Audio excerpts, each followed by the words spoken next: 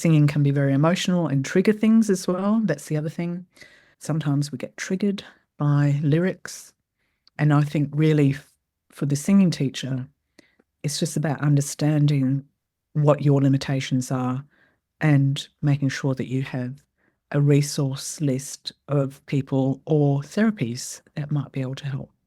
Students and sometimes their parents may choose to follow teachers on Instagram or maybe put in a cheeky little friend request on Facebook, even maybe communicate via channels like WhatsApp to submit practice recordings or updates on lesson times.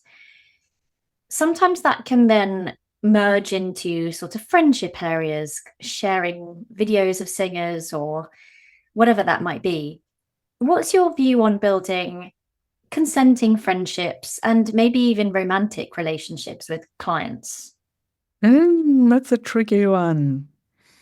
So when I first started teaching, I was very clinical in the way that I approached my students. So I took a very medical point of view, which is I'm here as the teacher, you're the client, the student, and I had quite a big barrier up. And there were a couple of students that kept persisting in trying to build a friendship. And I found that really difficult. I was really uncomfortable with it.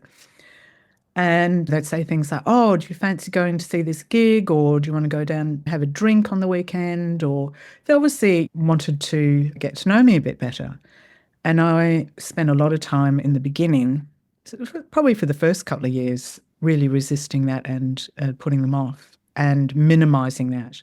So I would obviously socialise, but it was more on a professional level when we did our end of year concerts, or if I did some workshops or something like that, we'd have dinner afterwards and I'd socialise in that situation. But I really resisted doing any kind of socialising.